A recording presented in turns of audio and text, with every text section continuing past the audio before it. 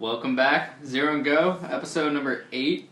This is an open forum episode, so if you're into the book only, Get away. Avoid this Get out episode. You won't like it, but if you like our open forum style, then you're gonna like this episode, hopefully. Yeah. Dude, so, I don't know, this weekend I pretty much kind of sat on my ass, to be honest. I didn't want to do much work or anything. I got really lazy. So I like my like media is YouTube. Like I'll go on YouTube, kind of type something in and just kind of see what like Same. whatever video comes up next. Or I'm scrolling. Oh, that looks cool. I'll watch that. Yeah. And you just kind of go down that rabbit hole. yeah. I started on like Vice News and was watching like some shit on Vice News, and then I saw this Vice program about e-games, like electronic games, like gaming, like computer games, and like sports and what's going on in Korea. Have you guys heard about what's going on in Korea? Yeah, it's nuts. Talk to me about it. What have you heard about what's going on in Korea? Absolutely nuts. It's basically, like, Korea, they don't, like, it's kind of a social thing as well, where Korea as a whole, they view video games as you would view, like, a NBA athlete in America. And to that, as a result of that, you get these massive, like, tournaments, massive, like, prize pools where people are literally filling up stadiums, like 100,000+ people in the stadium to watch, like, 5 people on each team play a video game. I mean, not only that, but these kids are millionaires. Yeah.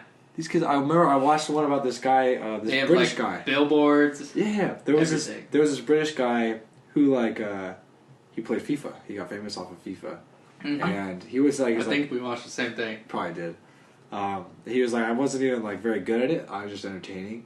I mean, he owns the penthouse. He's getting a jacuzzi airlifted to the top of his room. Like this dude's like 21, 22 years old. He's like, yeah, I guess like I got famous off of being decent in video games and then like just entertaining. And now he's an actor and all this other shit. That specific guy was like, that's a whole different even market almost. Oh, absolutely. Because like the Korea guys were famous because they were so fucking good at the video game. And that British dude was actually not even that great at the game. Mm-hmm. He was just very entertaining to watch. And so people would just watch him all the time play video games and like donate or subscribe to his like his streaming account. Mm-hmm. And so he just made millions and millions off that. I know, and it's so interesting because when I was watching the guy on Vice go through Korea. What were the cafes called? Do you remember what the cafes were called? Like the PC cafe? Was it PC? No, it was something else. It was like Bang or something. Oh, I can't remember. It was something like that where they were interviewing like young adults like us, but in Korea, and a lot of them felt a lot more comfortable and they wanted to go to these like internet cafes instead of like going to clubs or going to bars. Like it was just a social thing where they would go to certain like internet cafes, I forget what they called them, and then they would go there, play games, and just like drink energy drinks, and like crazy, just like binging on video games. I mean, what I thought was also so interesting. It's like it literally is in like Korea, and then also I think Europe's also shifting towards this, right? Because they're also now there's European teams, and they primarily play League of Legends. Mm-hmm. It's the most popular one, League of Legends. By far. Yeah, but there's like NA teams too, like North America teams, but they're not as popular. They're just not as popular and not as good. PC Bang is what they're called. PC. Yeah, see, I knew it was something Bang. We're both right. PC and Bang.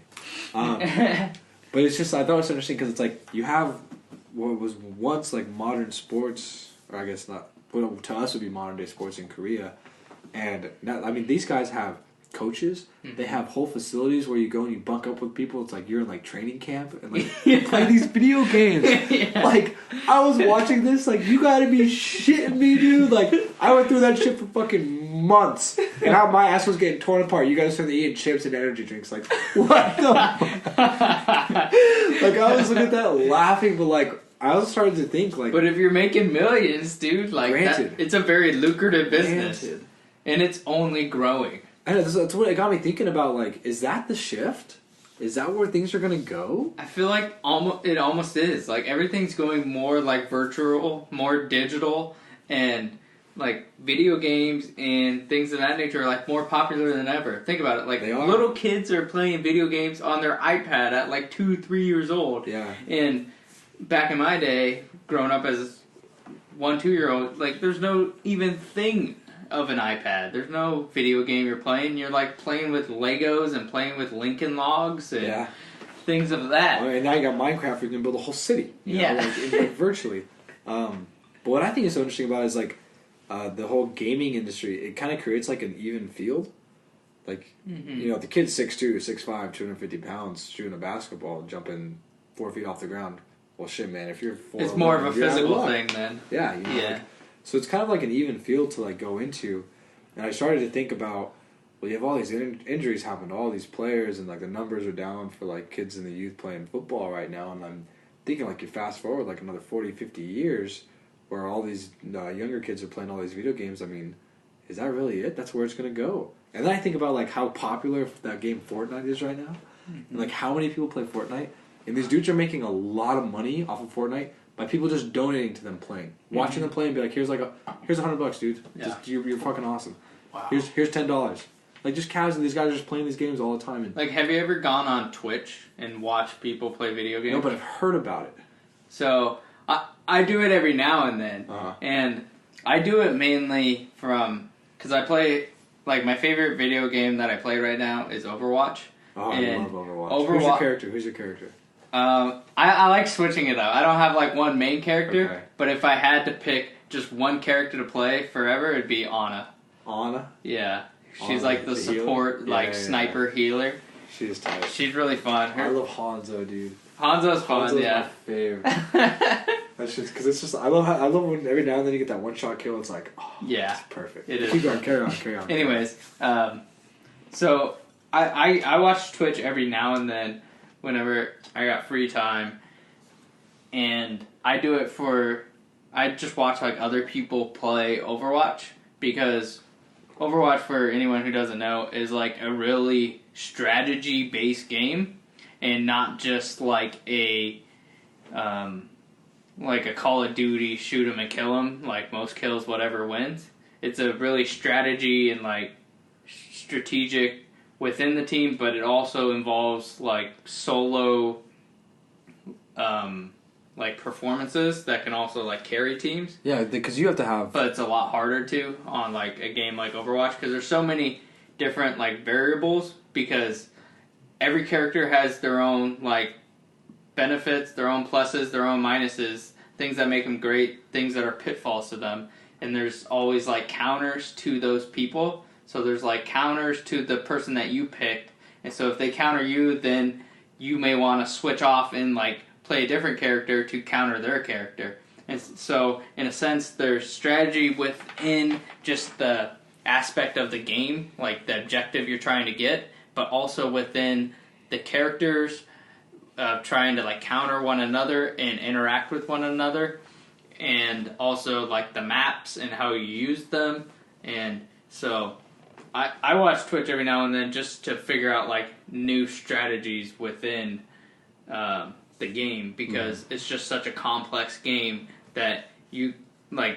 Overwatch is another example where League of Legends is such a complex game as well, where they have coaches and have like people that study their film of their previous like games that they played to figure out like what strategies work best, which heroes work best on which maps, and it goes into such a insane detail on these things. But if you look at it at the highest levels of play, you really see those details are important.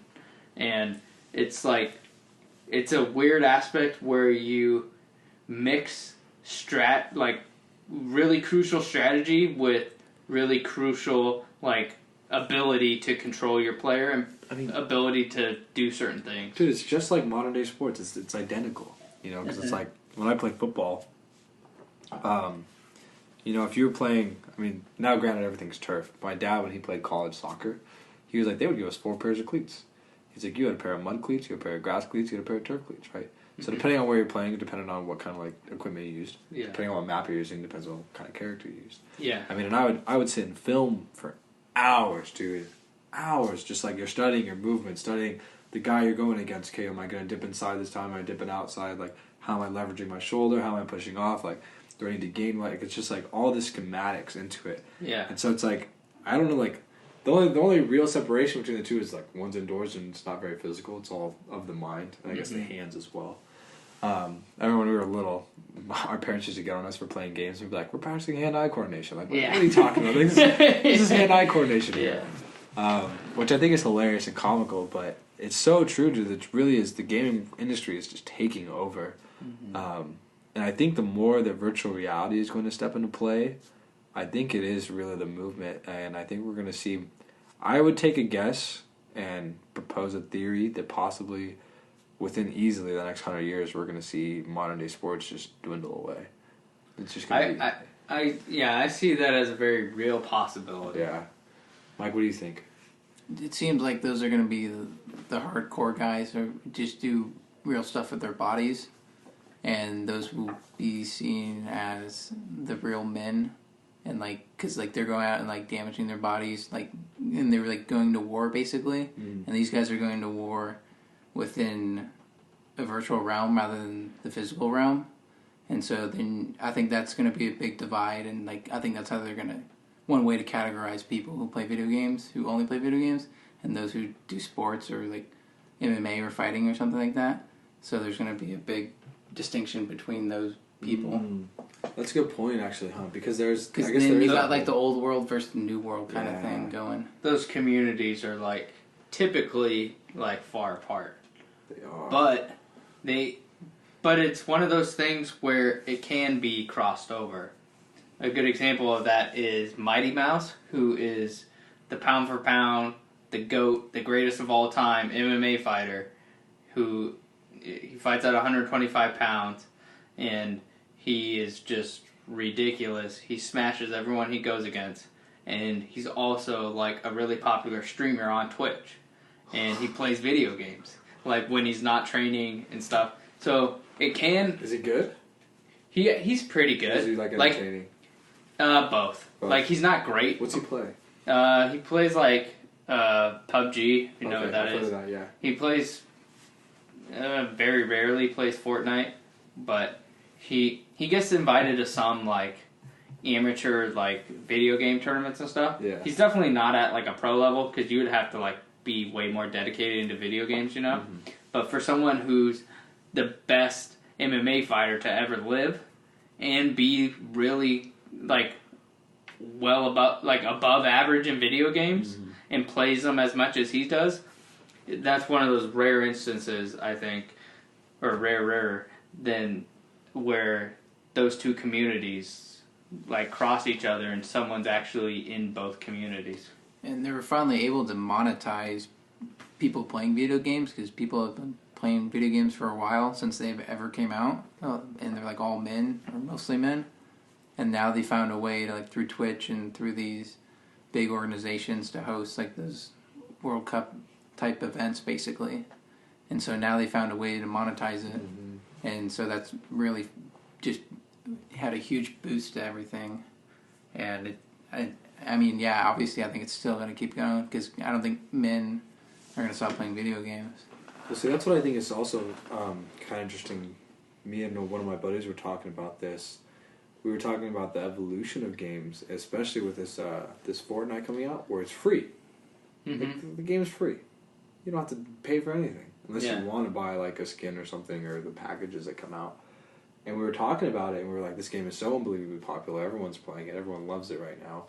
And like, is that the future of video games, where you're producing it and you're making it free and you're making the money off the back end, off of what you're selling as a part of it? Like, is that off the in-app purchases? Exactly. Like, is that the trend that we're going to start seeing when it comes to these gaming, or the whole gaming industry? I feel like it's a good trend to get a game really popular because, like, think about it. Like, every app that you have on your phone, like, is free, basically. Like, you'll have very few, like, apps that you buy because you can get something of like very similar value for free, and so you can do that, but they still make money off either ads or in-app purchases or things of that nature. But having something free allows it to be much more accessible to a variety of people, where they don't feel like they lose anything if they don't enjoy it because it was free anyways. Mm-hmm. So they can just delete it, right? Yeah. Interesting. Yeah.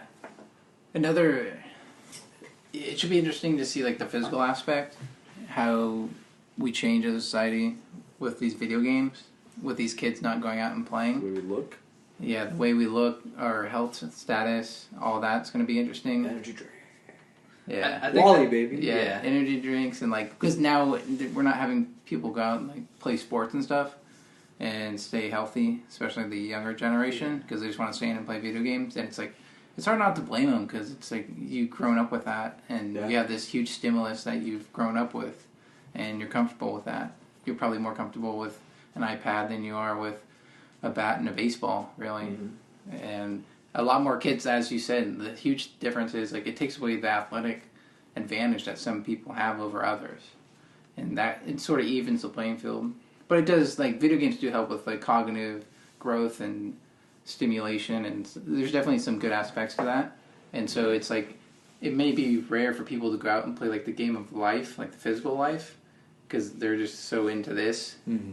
You're like, wow, this guy's actually going out and doing things and like building a life in real life.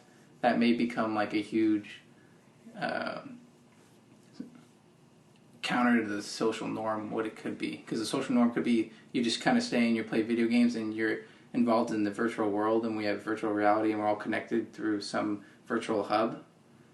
Going against that counter narrative could be just going out and living a life and ditching that. Okay. That's what it seems like it could end up being. That could be like it could be the opposite from episode, the norm. basically. I was just saying it could be a detriment. Yeah, well, it could just, you could look at it in two different lights, and the Black Mirror would be a detriment. The Black Mirror talking about the episode where the guy just goes takes out all his anger on Star Trek, basically, really fast. Yeah, and they disconnect from the virtual world and actually go live out a real life in the physical world. Yeah. So, what was my other point was, so throughout history, men and women haven't been occupying the same space as much, and they haven't been competing in the same realms and spending most of their time in the same realms. Because then the men would go out and hunt and, go off on their hunting trips, and they would be together with men for days and hours.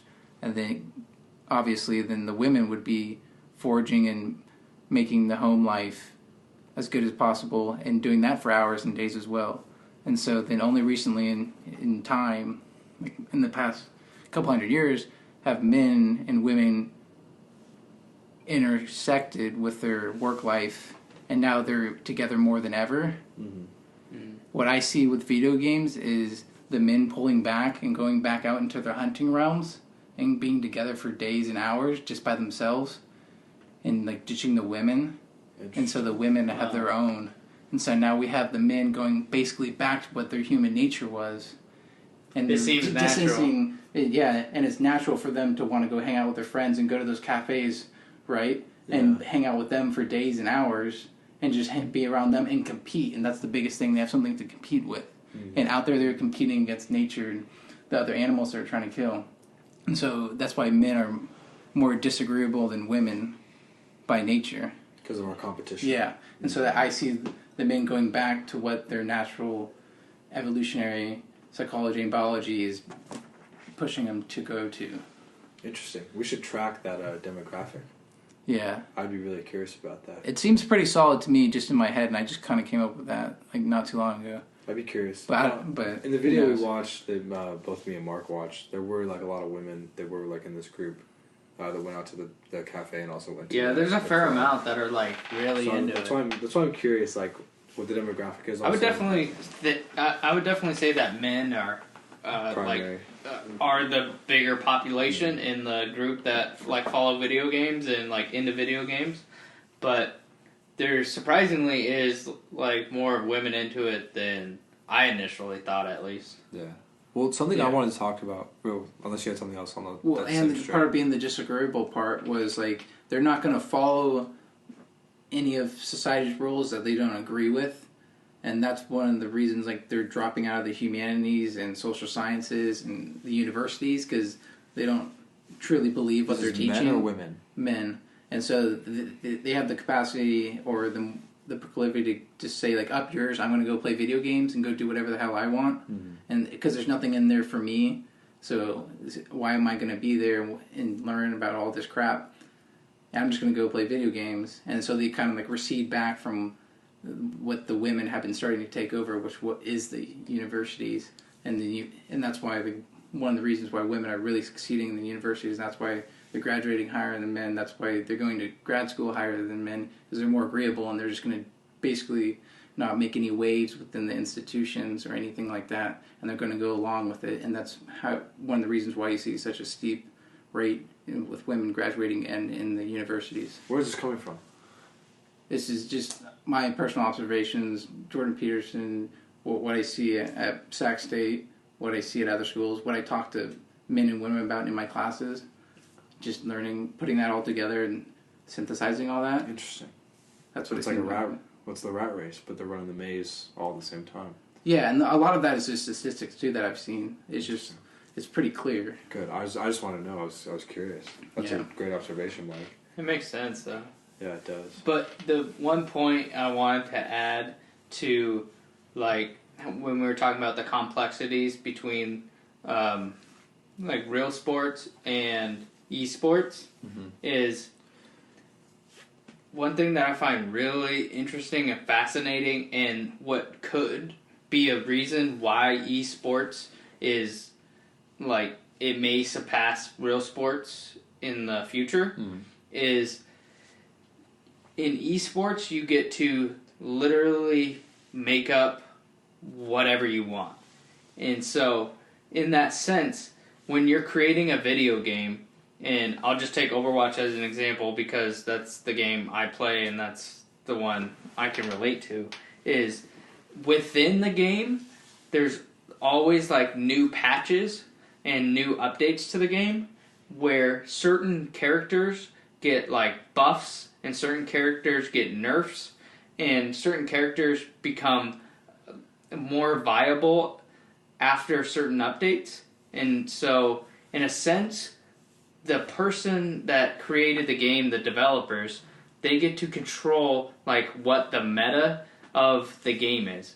And if you don't know, like, meta is like who's like the best at that time.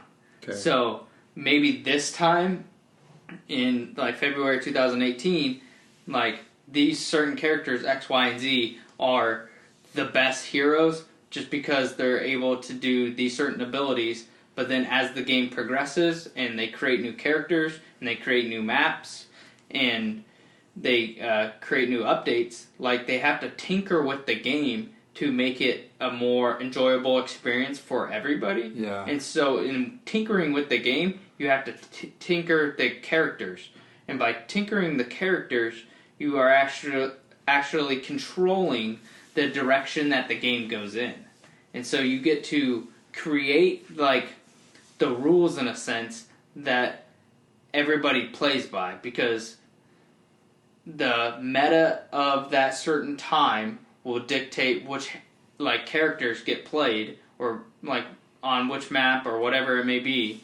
And so in a sense you get to play like God with the sport, because as the developer you get to create everything and create what's better in what situation, and in a sense you get to start from blank canvas and create anything that you can imagine, anything you could put into fruition, and you could potentially create like a better and better experience, and the game gets deeper and deeper and deeper. And so that's where like the whole strategy aspect of the game just kind of goes down a rabbit hole, and that's why you need fucking coaches for like esports, is because it gets out of hand really quick. Yeah, I bet that's also another way why they keep enticing and drawing in players, you know, because if you were the best at one point, you know, you just keep playing, all of a sudden you get that little boost.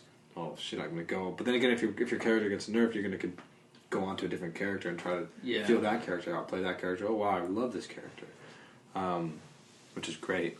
It just adds like a whole different variable because you get to play as the developer, like God in a sense. Yeah. You get to dictate how the how the game within the sport gets played. I love that. But something I want to touch on to the Korean government in this whole Vice episode. So they outlawed anyone, I think it was past the age of 16, playing games past midnight. Yeah, that was So interesting. the government stepped in on that, and there was a Korean psychologist, doctor of some sort, who was doing studies on the mind of these kids who are playing games like this, because of course that's going to be an issue. And what he found out was, and I hope I'm saying this correctly, what he found out was like those players who are playing on the big stage, who are the huge like heroes, and everyone's like cheering them on, they're the celebrities, like they're playing it knowing that it's a sport. Like they're playing it to go and play and then go on to the rest of their life. Granted, they put a lot of time in it every day, probably like 12 hours. Yeah, again, like 12 hours, maybe a little less. However, at the same time, it was like the way that they saw the game was more like they're going and playing and interacting with people, rather than the people that were going and playing and using it as like that escapism, as that to like kind of like how people use it as like cigarettes or any other like vice that they have, to where it's like, this is how I'm going to cope with things. Exactly what Mike was talking about. It was very, very detrimental to their mental health, and so that's something else to think about as we believe, I guess, if our theory does come true. It should kind of look at the aspects of where the mental health scheme is going to go, and like, is it going to be better for us if we keep going this direction? How do we educate people to like acknowledge their own vice within this whole industry? If they do have a vice, how do you take care of that vice? What field of psychology is that going to bring up next, where we're treating and participating with these people and attempting to heal them from this, I guess, mental onslaught of a gaming industry? Mm-hmm. Yeah, That's very interesting. Yeah, I mean, I think it's something we're such in an infancy stage within this that we truly don't know how it's going to play out, and I think there's going to be pros to it and there's going to be cons to it. I don't think it's necessarily a clear-cut answer like, oh, real sports are better than esports, or esports are better than real sports. Mm-hmm. I feel like the best way is to almost do like Mighty Mouse does, like do both. Well, with Mike's comment, I kind of thought, and kind of like tying it, especially with that Mighty Mouse, I feel like maybe real sports, I don't know, like one side of me wants to say that like real sports or like athletic sports aren't going to go away, but there's an entire niche market for those people who do game. It's a huge industry, giant industry. Excuse me, but at the same time, I start to think about what happened in Korea, and if it turns out that especially like here in the U.S. or North America, that society changes to where we are valuing the man who's playing, or the man and women who are playing games more, then we're just going to see a huge drop in athletic sports, because no one's going to want to play that unless you absolutely love it. But at the same time, it's going to be like, well, hey, we're going to go run 5s at the gym. Okay, go like have fun. Like the social presence isn't going to be there. The uplift and the celebrity it's not going to be there anymore. You know, so then you're going to see, I think that'll have a huge decline, because then these kids are getting scholarships to go do these like video games. Like that's like, if that's really the trend that the world starts to follow, I mean, I don't know. Like I think it's going to go down to society. And I love that the best thing I love about the Jordan Peterson episode with Kathy Newman that you showed me was that you have to have a multivariable analysis. Yeah, too many times, analysis. too multivariate, yeah. Too many times do we like try to focus on a single variable and say, oh, it's because of that. But like, you're so wrong. It's like it makes so much sense. Like, how could it possibly ever be just one thing? Yeah, so that's why he says if you're a social scientist worth your salt, you would never do a single variate analysis, because dealing with humans, there's no really single variate analysis that will prove it 100% of the time, all the time. It's always something, a culmination of something, and like getting that balance right between video games and real sports and real activity is going to be really interesting. Like, can the kids do it? Do they have the discipline to like go outside when it's like raining? Am I going to go play soccer when it's outside when it's raining, or am I just going to stay in here and just play video games? And because it's way easier to stay inside and play video games, right? Mm-hmm. It's just there's no effort really into it. So you have to go out there and like make an effort, go to the gym, run 5, deal with people you don't normally deal with. How do you handle a physical confrontation with someone? Yeah. How do you calm them down? How do you look them in the eye? How do you introduce yourself? Can I play one-on-one? So it's like you're going to lose all those social skills. So then the question is, well, if we're going to lose those social skills with the younger generations, is there a way we can help them learn that through the technology and maybe use that to our advantage? And then so we'll teach them through, like, we have to have social norms, and then it somehow can be directly applied to their real life when they go to school, because they're going to be at school. And maybe that's how maybe education changes. Yeah, it could be. You know, maybe education becomes this. And also, like, interacting on a screen is very different than interacting with a person or over text. Mm-hmm. And so we have to figure out those rules and line them up with our social physical rules. And so it's all amalgamated into one line rather than them being scattered everywhere, because then we won't be able to talk to each other and we won't be able to communicate with each other. And if you have the citizens not being able to communicate properly with each other, it's going to create a lot of distrust and strife that doesn't need to be there. That's a good point, because sports teaches you so much. It does. Without you ever really even noticing. It also teaches you to push through pain, like physical pain, and that physical pain can be extracted into other parts of your life. But here, I guess it's the only pain maybe just be losing, and that's like your real physical pain. You're not pushing your body through anything, yeah, and you may not have that same mental test. So it's a different type of mental test.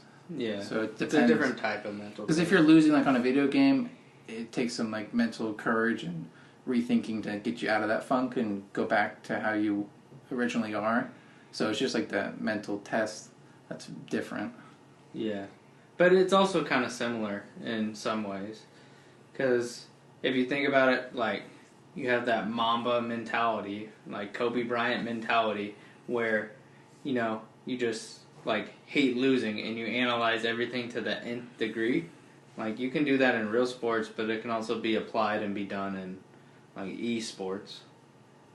Yeah, in esports it's so easy to just continue with that mentality and like not get off the game.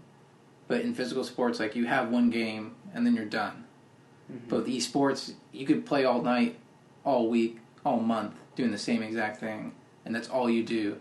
So those crazy guys will never leave because they're trying to win, and they will only continue to strive for that win. But Kobe Bryant is forced to stop playing a game. He's forced to go to practice. He's forced to do conferences. He's forced to do other things. But he can still play that mental game in his head. Yeah, that's what like separates him. So there's going to be the Kobe Bryants of video games who they're on there 24/7, and rather than Kobe Bryant can't be on the court 24/7. Yeah, he can't. Well, it's interesting. That makes you think. I started thinking about.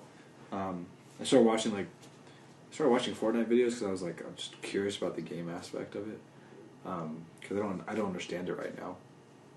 And I think the max a game lasts is like 15 minutes, maybe 20 minutes.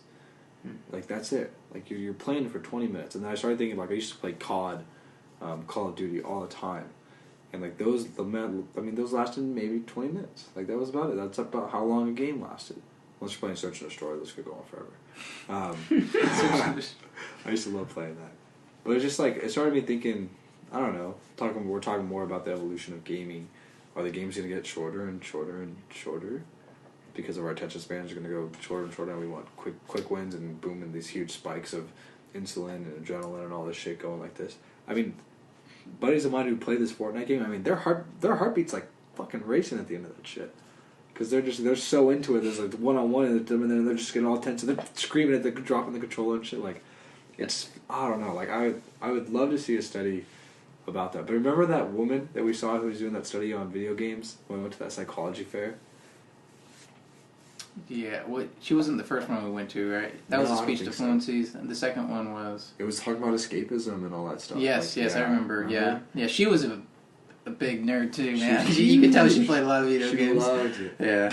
But it was like, I think we need more breakthrough studies like that, especially if this trend is going to continue. I think it'll only... because that younger generation is going to be doing those studies, like, play video games all the time, and they're going to be more likely. So I think... these young scientists that are coming up, that's what they're going to be studying. Yeah. It's going to be one of the more popular things to study because they can relate to it. Yeah. On a much more, like, one-to-one basis level. Yeah, and it's going to be interesting to see where this leaves, like, the women in this conversation. Because I know they're not going to play the same type of video games and the same percentage of men will play. Because one of the biggest differences between men and women is because men are more interested in things and women are more interested in people. And so how are women going to be involved in this virtual world? What type of video games are they going to play? What are their games going to look like? And how is that going to affect their interactions with other women? And how is that going to affect their interactions with men? And so that's going to be a huge variable that I have no idea what's going to go down the pipe on that one. That one seems way more varied than what the men are going to do. Seems way more difficult to predict. True. Yeah. That's interesting. Never thought about it, like, from that aspect of, like, what are you going to do? But I don't think, like, video games will, like, consume all lives. Like, there'll be a good portion of the population that love playing video games. But I think it's like anything in life. Like, the pendulum swings one way, and then it'll, like, swing back the other way. Because as we learn more, like, we're going to understand the detriments of only playing video games 24/7. You know? If you are the type of player where you're always playing video games, but more and more studies come out and you realize there's not as good of, like, human benefits as a result of it. Like, you may get a lot of joy and a lot of excitement, you could get a lot of good things from playing video games, but you can also, like, see the downfall, see the pitfalls that would be a result of it. And so I think it's like anything in life, it's just finding that balance. Moderation in everything, including moderation. I think it's going to be really hard for a lot of guys to find that balance. And maybe this will branch off to a whole new branch of psychology, is like video game or virtual depression or something like that, where they're so good in their virtual life but they suck in their real life, and they're trying to get something from their virtual life that they're supposed to be getting from their real life that they aren't getting it, and it's really frustrating them and making them depressed. And there may be parts of them that don't know how to fulfill their needs, all their needs. So that's what it seems like. They're going to have to, like, go to a psychologist and say, like, you know, I feel something missing in my life and I need you to help me find out what it is. I think that's going to be, like, a very common question among those guys. I think you're correct. It just seems that way to me. Absolutely. Rogan talked about one of the guys that he had like that. Yeah, and that was a great example that he used, is like where he was talking to that guy at the Comedy Store, and he just looked super depressed and he was unhealthy and really beat out of shape, and he just went up to him and started talking in the conversation, and he was like, "Yeah, man, I'm just terrible. Like, I feel depressed. I can't understand how I'm so good in my video game life. Yeah, he was a god, but such a loser in real life." And so, like, I think psychologists are going to have to connect and try to help them win in their real life, not just the virtual life. Yeah, I don't think you're wrong. I'd like to suggest a segue. I was talking to, so it was a friend of ours' birthday on Friday, and me and him were talking, and we were talking about, like, coming to the close of college and trying to figure out kind of like the options you have. And I've been struggling. Ty? And this is, with Tyler. Okay.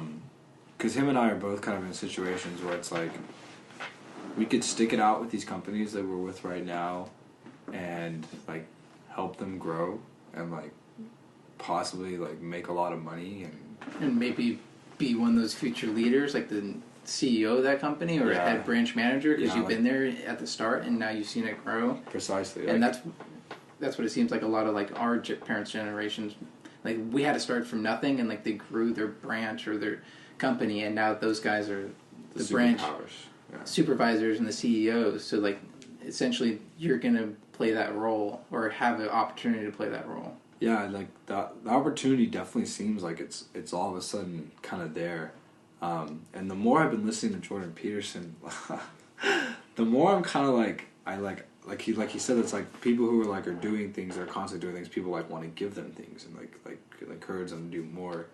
Yeah, you've touched on this before with me, and it's just like in these in this particular situation, I can't figure out what feels right. I have no idea, because originally, dude, originally in January, I struggled with this concept and this idea for a long time. I was ready to leave my job. I wanted to go. I was want to try something else. And I was like, you know what? Grad school is I'm just gonna shoot for grad school, do really good in school, and just carry on and go to grad school. That was the idea. And so now it's this opportunity is kind of presenting itself, and I don't know, talking to Tyler, and I was just truthfully, I feel this. I want your guys' opinion on this, honestly. I feel like this is the opportunity that you have in the time of your life that you have to gamble like this, because you don't really have. I don't have any dependents. No one's depending on me. If I get shit out of luck, I can go work in a restaurant for a little bit and bang out some money there. But at the same time, I don't want to fear that I'm throwing away an opportunity to further in my education. But then I guess also at the same time, I felt that I was furthering my education. I felt the need to further my education because I don't know exactly where my mold is. I've even considered I might just do this. I've even considered contacting Counseling at the Well, just kind of help them draw some shit out of me to where it's okay, mm-hmm.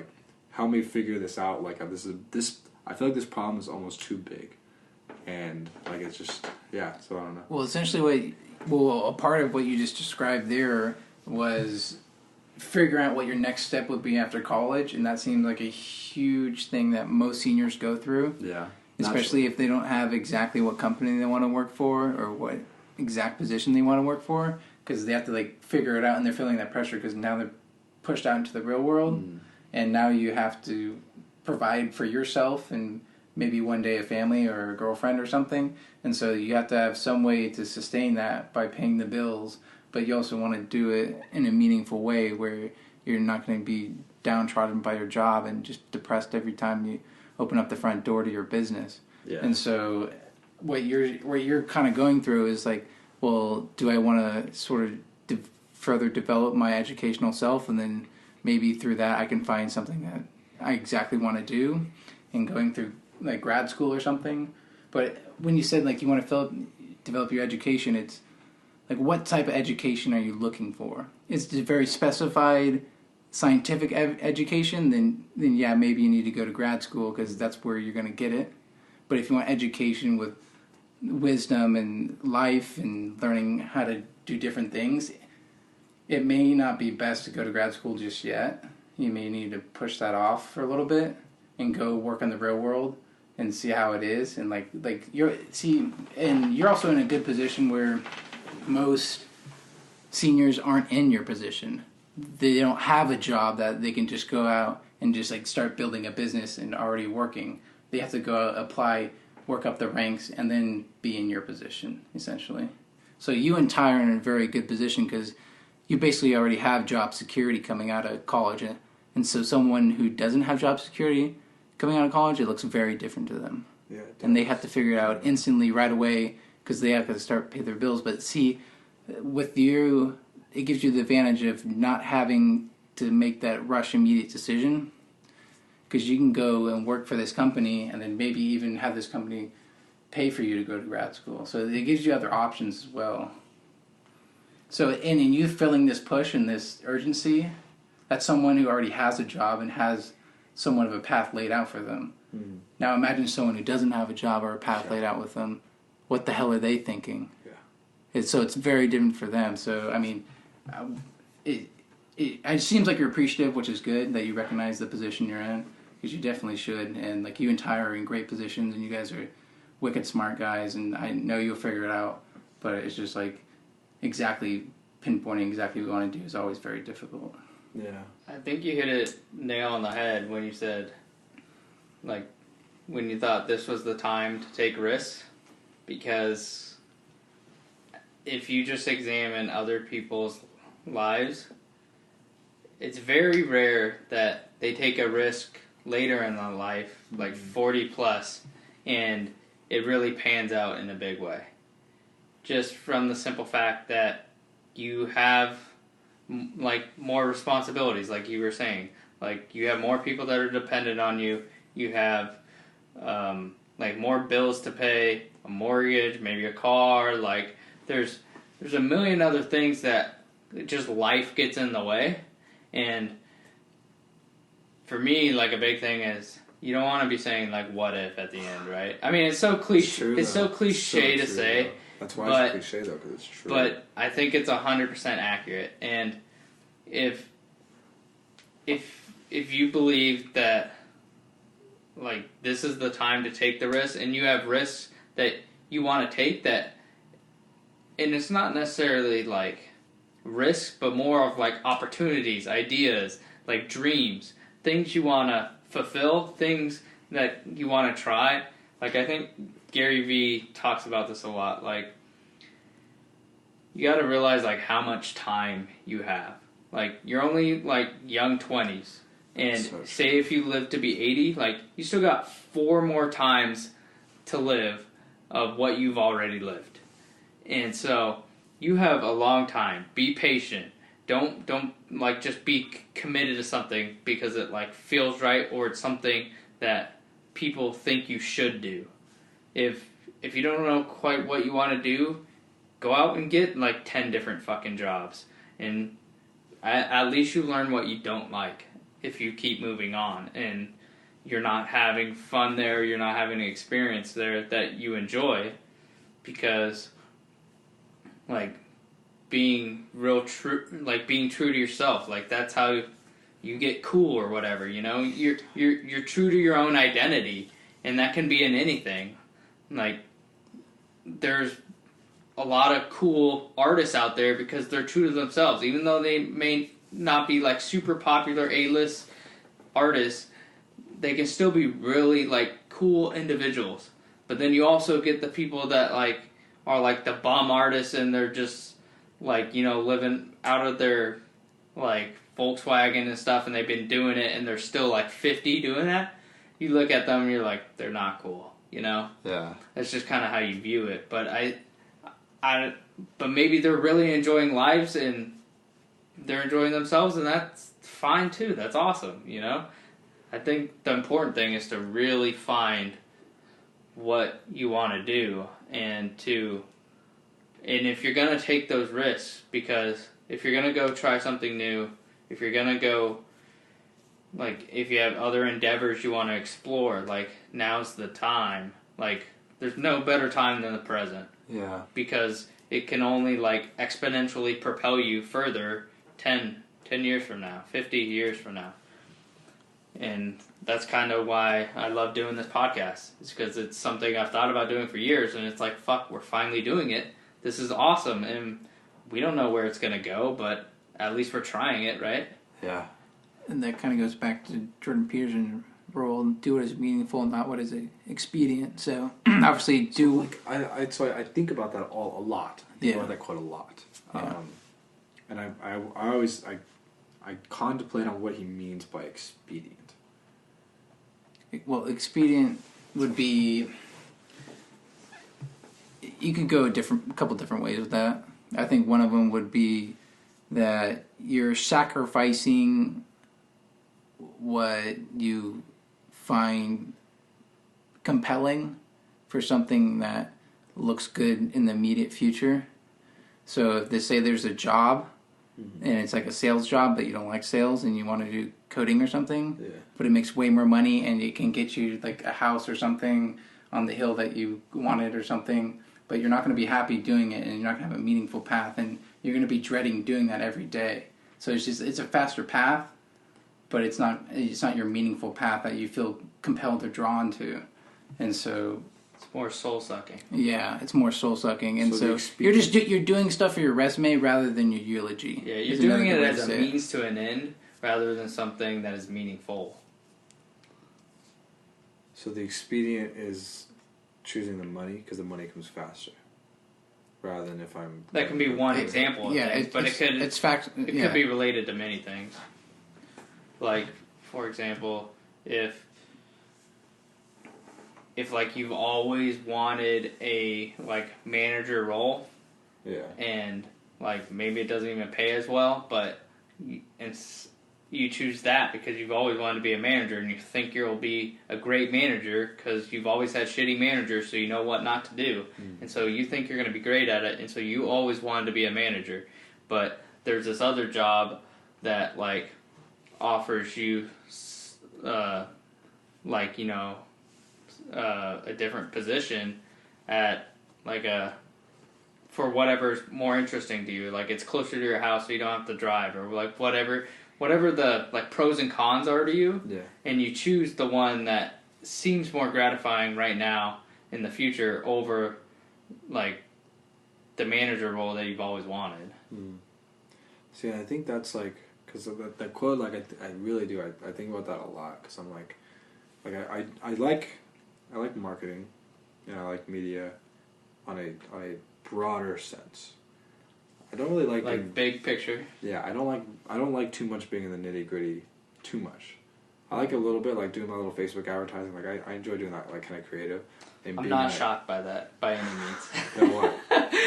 That you like the big picture stuff and not the nitty gritty fine details. Why? Why do you say that? Because you're like one of my friends that I like to classify as a dreamer. And you're just the guy with ideas who loves like talking about things and loves big picture things. But when it comes down to like, okay, you gotta do A, B, C, D to get to your big picture, it's like, oh man, there's like 4 steps in A and there's like 6 steps in B. Fuck, I'm never gonna get it done.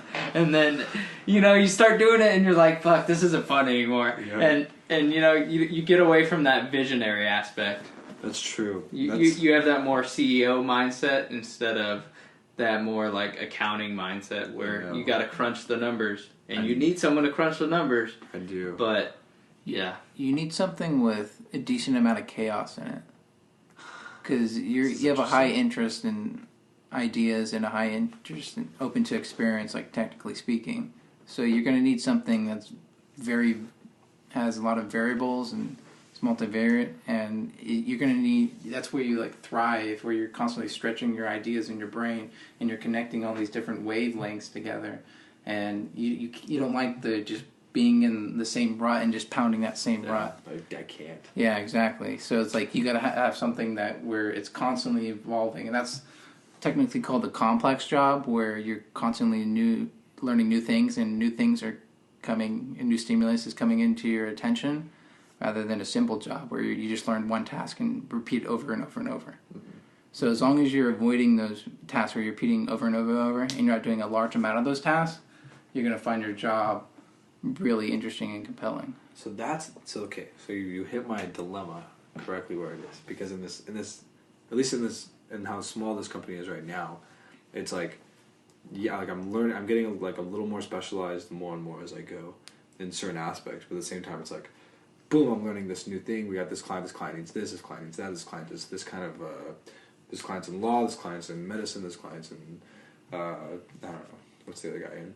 Like they produce products, so it's like very, very different, right? So you approach every client very differently, which is like a huge draw, which is why I want to get in the big picture, because it's like, from there, it's like, then it's like, okay, well, here's the idea, take it and run with it. Because I love like that, I love doing that, I love being in those kinds of positions. But at the same time, I've realized in my like past, if I lose a little bit of like, if I lose my like art and like a little touch that I have of art in my life, I get very, very sad, right? So that's why but that's at the same time, that's why I have trouble being a writer, and I just because it's tough for me to stick with it. Yeah, it's so hard. It really is. Because writing is one of those. Writing's a weird one because it's an accounting job and it's a CEO job. Mm-hmm.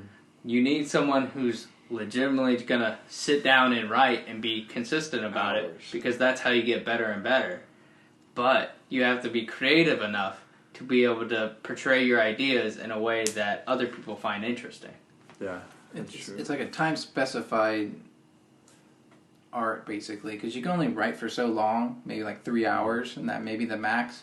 But then you have to write creatively for 3 hours consistently, which is the hard part. That's where people fall off, is the consistency part. They can write for 3 hours for one day, but they can't do that consistently day after day after day. And that's where like the hard part of writing comes in. That's where writer block comes in. And that's where your motivation starts to sink. And so that's like an issue too. And like and how you say you can't stick to that same thing over and over again.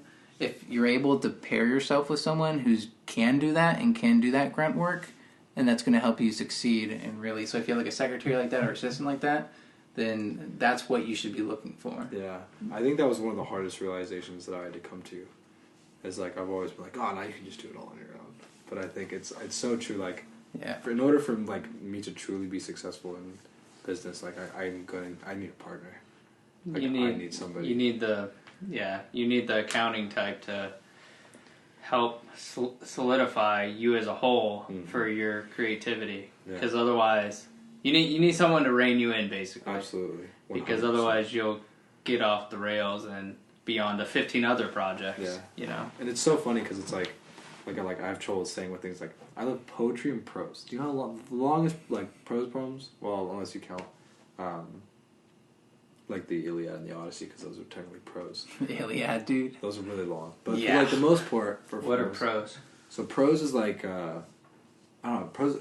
Prose is like it's a hard concept to grasp and to describe because prose is pretty much like verse, just like a book, but it's very very poetic. It's very poetic and it's painting a scene. It's kind of like a little bit of a story and everything like that. That would be considered prose rather than like a narrative. A narrative can also be prose. That's why there's prose poetry, which is like it's a little shorter. It's like quick little stories, quick little like images. But then an entire story could also be told in prose. It's hard like to really differentiate between the two. But it's so interesting because like I love like flash fiction is like a story that's like I don't know, page and a half. And, like I eat that shit up. And I think that's why you like short stories. Yeah. So much. Because it's like just boom boom, but I can write it 5 pages, get out. Yeah. Out. Have you ever thought about just doing short stories and poems, a shorter version absolutely. of long form writing? Absolutely. I just gotta not be as busy.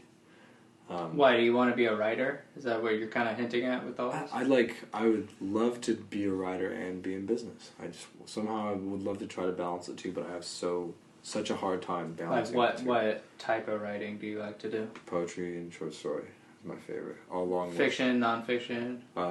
Mostly nonfiction. I like contemporary. Is it contemporary? Yeah, contemporary nonfiction.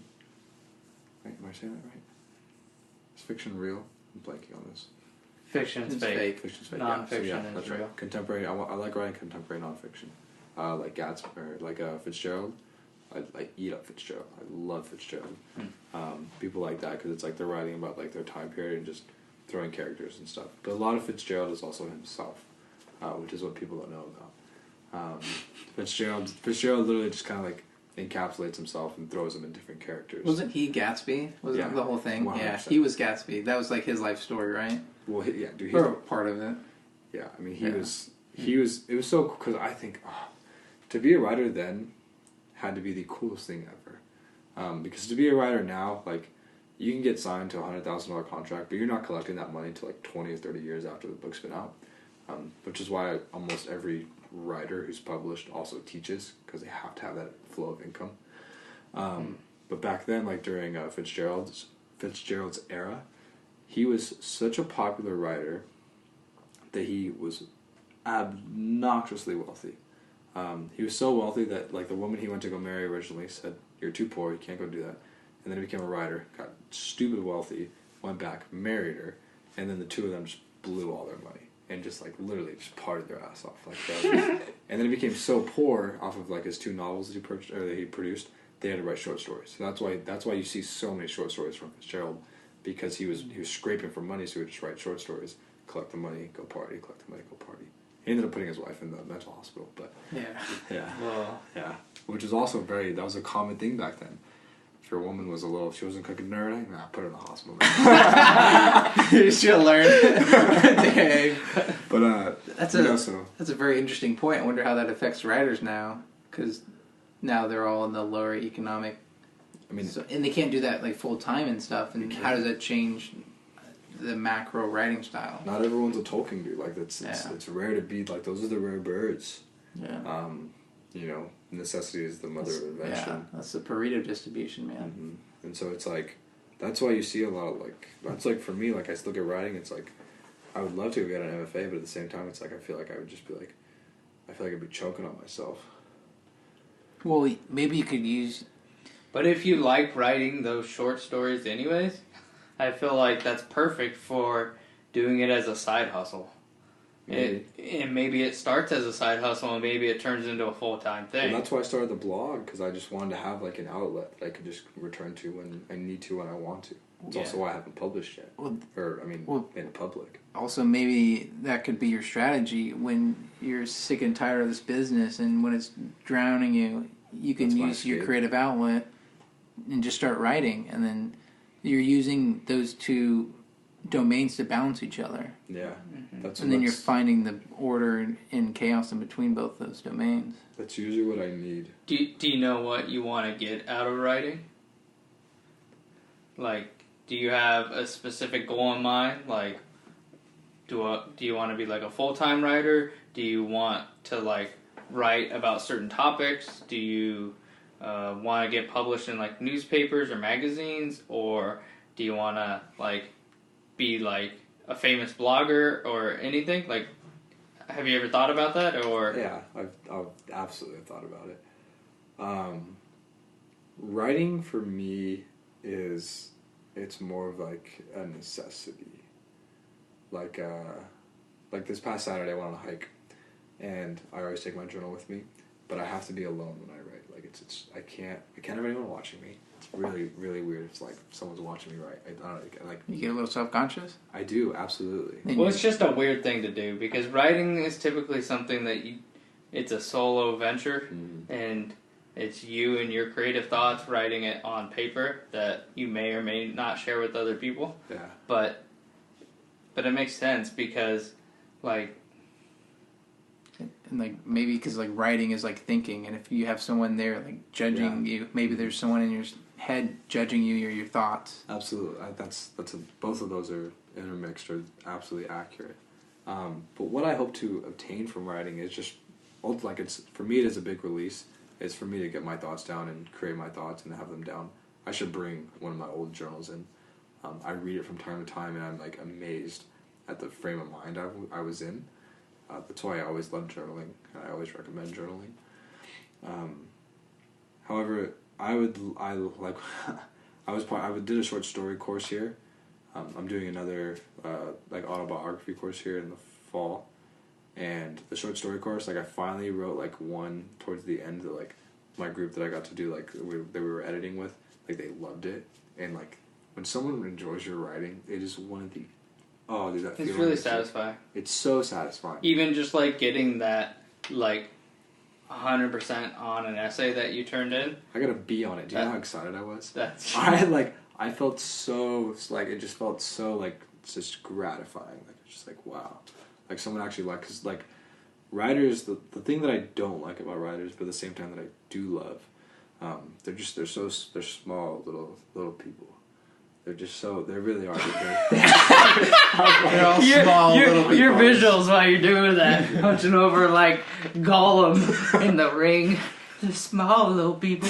They are though, like, there's these small, like, fragile people, and a lot of them are either just so creative that they're so misplaced from the world, they don't know, like, where they belong. And they almost might seem manic to other people. Yeah, precisely. Like, really generalizing writers out here. Not really. Just like, there's like some of them. Some writers listening to this like, this fucking asshole.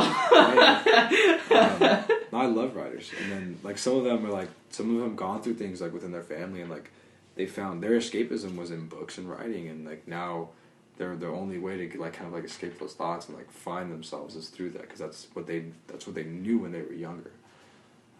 My professor talks about all the time, like he was in a family that was horrible, like, so he read books, and now he writes stories. He's a published author. And so, like, you just come into contact with all these people, and I think what bothered me or why it's so tough for me to get into that kind of society is, like, I'm so social. Like, I am so social. Like, that they're not nearly like that. Also, the community here is really old. Like, a lot of these, like, majors and, like, people that I'm in, like, this, like, journal with, they're, like, 35 with, like, kids and shit. And I'm like, man, I'm 22. Like, I was hammered last weekend. Like, you dropped your kid off in kindergarten on Friday. Like, I was out having a beer. Like, you know, so it's like, there's this huge disconnect, and, but that can be appealing because you're different from the norm, so you have a different perspective. But I don't know how to talk. I don't know how to talk to them. I think I represent everything they hate, which bothers me. Well, it's kind of odd because. But then you gotta kind of like convince them, you know.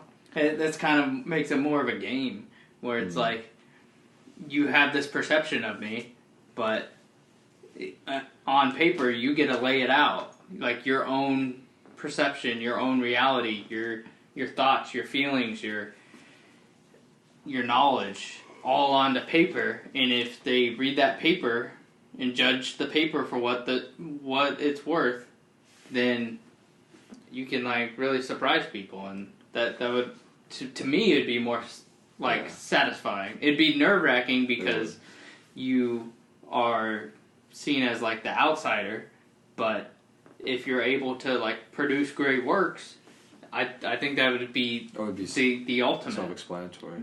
Yeah, and like I don't know how they would hate you because you're like the least typical millennial I know.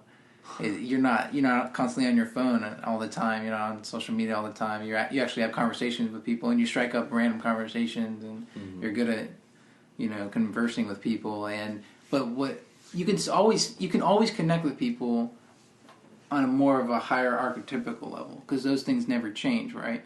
And so maybe the struggles you're going through, maybe the specific incident is different than what they had to deal with, but they could still have the same fear, but it just manifested itself on the concrete level a little differently. Yeah. So they would still be able to get why you're anxious about something, or maybe why you're fearful about something. But what you're fearful about will change throughout the generations. Yeah. Well, I mean, yeah, it's that, and it's also like I love hanging out with you guys, and like all my friends that I met through like joining a fraternity. It's like I feel like I don't have enough time to give to like all of that, which really does, it hurts me. Anyway, different segue. Okay, that was a quick turnaround there. Well, I got what I needed. Don't want to go down that path. It hurts me. Nope, go another way. And we're turning it around. Like it hurts because it's like imagine. Come on, we're your armchair psychologists over here solving your problems. Let's keep it rolling. Last pass. Half of this podcast is being doing. You're like, well, you kind of took over that halfway through the podcast. Like, all right, guys, this is what I'm segueing now. We're going to talk about me and my future. I said I wanted to propose a segue. You guys could have been like, no, Trevor, fuck off. August. It was interesting. We haven't talked about it. I don't mind. It doesn't matter to me. I don't know. It's like you look at the water, but like and you only like drink a little bit. You don't like divulge entirely. I don't know. What? How does that relate to anything that you said? That has no relation. All you said was an analogy, but you didn't say how it like aligns with something. That's how like writing is. It's like I taste. I don't divulge entirely. I never have, and I've always wanted to, and I almost did this winter. So, are you kicking yourself for not doing it? I always kick myself for how busy I get. I know you do, but it's weird because you voluntarily take on things. Because I don't know. I like the. Because you love taking them on, but then once you take them all on, then you're in too much chaos and you can't. And not enough do order. What you really want to do, I guess. Say that again. So you like taking things on, and that's obviously with your openness for experience and your openness for ideas, and you just want to take all those things on, and so you say, yes, I want to do that, I want to do this, I want to do all this different stuff, and you keep moving forward with that, but then you aren't fulfilling all those obligations and duties that come along with saying yes. And you don't want to work on those obligations and doing the grunt work to fulfill those. I do in certain capacity. Like, But maybe if you're not successful, if you start to get bored, you're just going to jump from one thing to the other. So you're just constantly jumping from one thing to the other, and you're not really completing anything. You're only doing stuff that then you're an inch deep everywhere. Yeah. That's what Shane would say. Let's think. Yes. If it's like that important to you, I don't then have time for it. you have to make it a priority. But you can't expect like other people to do that for you. No, That's something you got to figure out. And if it's really that important to you, like something you really enjoy doing, then I would say take that risk and like do it a bit more. You know. I need to just do it. What I was gonna do in December, and then I got way too filled up with time. Like put it in your schedule, like we do this podcast every Tuesday night. You know. No, what I want to do is I want to go away for a week. Kind of like Airbnb, like by the beach, by myself, and just have like a couple of journals and just go. That's Of course. That's the ultimate. What you were just describing. That's a Trevor the vacation. writer Yeah. in, Like, that's- in by themselves. That's what I want to do, and just I want to like give it like a full 100% shot. Like leave my phone, like not even. I'll probably just leave it at home and drive all the way out there. Leave my laptop and everything, and just go. That's And- not a bad idea. And just kind of see what happens, you know, and like call that what does Tony Robbins call that? Full immersion. Mm-hmm. You know, and just kind of see where that takes me. And I think it's necessary on almost all levels. The older I'm getting, the more I'm realizing that I need to start focusing in on less. If that makes sense. Maybe I said that kind of backwards. Focusing on less. Focusing in on less. On like, less things, yeah, but less more things. focus on more focus, but focus on less. smaller number of things. You're narrowing your field of Yes, vision, yes. essentially. And I think that's going to happen very quickly here. But we'll see. We can come back to me. I think you might really like that though, like doing that trip. Oh, the door. Because, so what's What? stopping you from doing it then? As of right now, nothing. The summer I don't have. Well, actually, my job would probably keep me from that a little bit. You should do that during spring break. But can you Spring request break, time off? I've already got it all planned. I could probably do it. I just need to talk to my boss and get it all situated. Make it a priority.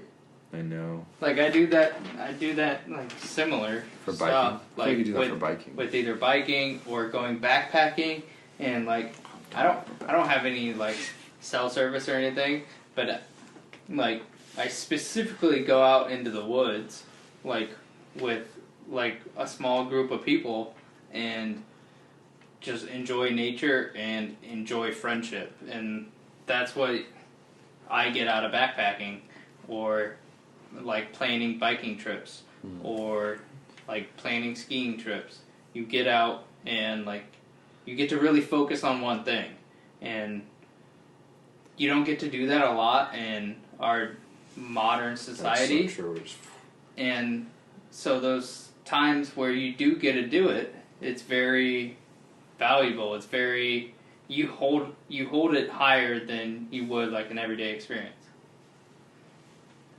And maybe the only increase in value with the amount of technology and quickness of our society now. Maybe the more you slow down, the more it becomes valuable. Or now slowing down has become more valuable than it has in the past, let's say that. Because you're always running and jumping and you're always looking at something, you're always watching something. So now you just imagine you don't have any of that and you have all the free time in the world to saunter down the road or whatever you want to do, write poetry. That same thing kind of happened even when we went on our trip to Belize. Is like I didn't have like cell phone service or anything while I was down there, and so it didn't even matter that my phone got like broken and I it got like water damage and I couldn't use it anymore. So it didn't even matter that I had or hadn't a phone. And so you really got to live in like each moment. And like I really got to look forward to the thing we were doing the next day and really enjoy what we were doing now. And it just gives you a different perspective, gives you time to think, you know? That's so true. Me and a buddy of mine were talking like, dude, could you imagine like going just 2 months, like through a backpacking trip, no service, nothing. You just have no connection to anything.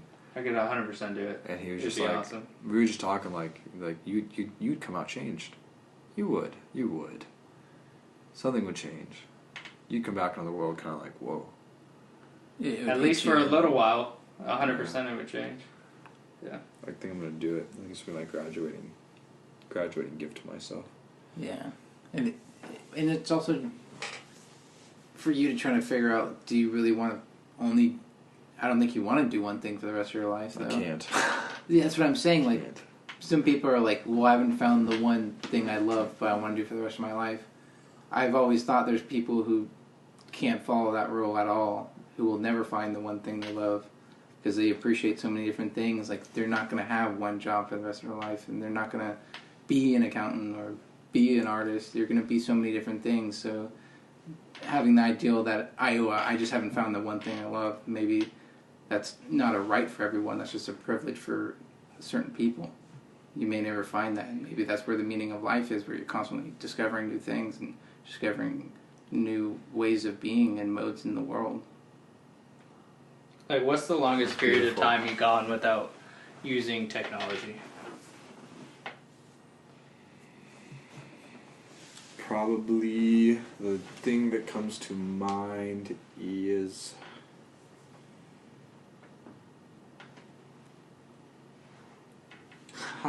probably Orville. Orville was phenomenal. I think that was probably the longest. I did camping in Yellowstone for a little bit, but I had access to like my phone. I was in high school. I think Orville, we did 4 days. In a cabin with nothing. We had nothing. I think there were too many personalities, though. There was about 10 different guys in a 4-bedroom cabin, so like there might have been too many personalities, so we started like getting on each other. It was fucking fun, though. It was a blast. We did have a blast. One of the best times ever. That was hilarious, too. Yeah, man, honestly. I think I'm going to do it. We should totally do it. Mark, you down? I'm down, dude. 2 months. Let's go backpacking through the Everglades. I don't know about that. Like, no. There's like way other places on the top of my list. We should do besides Half Dome then. The Everglades. Half Dome would be fun. It's about a week long. You can turn it into 2 weeks depending on where you start. Huh? What? It said it's about a week long. You can turn it into 2 weeks depending on where you start. For what? To climb Half Dome? Yeah. Dude, it's like you can do it in a day, bro. You can do it in a week though. There's a spot where you can check out, and you can trek the whole hike all the way to the Half Dome. I'm sure it's just like a bigger circle, and you finally get up there. You know. You start like way. You start at one end of the valley, and and you just go all the way across, and all the way back. Yeah. That'd be fun. Yeah, well, maybe you need to do that after you graduate. I think because I've heard people do that. Like, there was some guy, he had this job offer right after he graduated, and he was like, I need 3 months. And they were like, you need 3 months? He's like, I need 3 months. I think he wanted to hike the PCH trail from whatever, the border of Mexico all the way. Jeez, that's crazy. Yeah, that's crazy. And he was like, this is like, I need to do this. And they were like, okay, go do it. And he did it. You know, so something like that, like, I would love to be able to say that I've done something like that, and I think it would just be such a soul-searching, like, event. Really. Those big adventures, dude. I swear, dude. Those are the greatest moments in life. I think those are milestones. And I think the more you can do, like, the better. The more fun you're gonna have. I kind of live by the mentality of the person with the most toys at the end wins, you know? The person with the most toys at the end of life wins. And so that's why I have, like, 3 different bikes and, like, you know, just stuff I don't need, but stuff that brings me joy, like through activities, through experiences. And it's those like accumulation of experiences that really like create like the meaningfulness in life.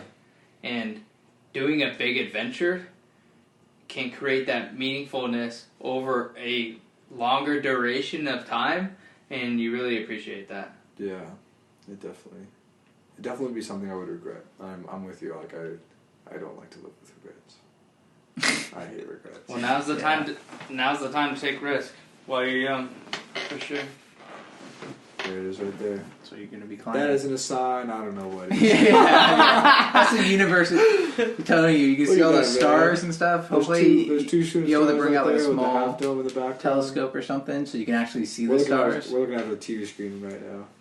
Yeah. And Chromecast is like photos. Just switch to Half dome. Chromecast is always killing it with the photos. They always Hey man, have they're great probably photos listening on to us. You know, we shouldn't. Probably. We shouldn't really think about Dude, that. not good. That should be the mindset we're really in. They're like, oh yes, the universe. Like, no. This is what Google's up to, man. No, they're tapping you like the NSA. Dude, so I used to notice. This is probably the last thing I mentioned. People like used to put stickers here, and like I had a buddy of mine who was like really insecure, so I thought he put a sticker there so like no one would like FaceTime him. And then like no one, you can deny FaceTime. It's not like an automatic listening computer. Oh crap! You saw me. But like I started thinking like every time I saw that I was like, damn, like people just don't like want to see themselves. And then I was like, and then someone else mentioned it, and they're like, dude, they're fucking watching you. And I was like, oh. And it's super easy to hack. If you're in like the same Wi-Fi connection as somebody else, it's pretty easy to hack into somebody else's camera. It's scary. So that's exactly why. You can like hack into anything nowadays. Yeah. Literally anything. Everything's connected, man. We're all fucked. Yeah. So who's gonna hack our virtual world when we're all gaming, dude? That's the real question. Alright, well. It's 10:20. Now we figured out your It's getting late. Your life problems, August. Sorry, guys. Sorry. August is therapy session for the night has concluded. How about you come back next week? Same thing. We'll see how you progressed. We took a little dive. We did take a nice little dive. It was an interesting dive. It was fun though. I appreciate it. Thank you, gentlemen. Of course. Zero and go out. Zero and go. Goodbye.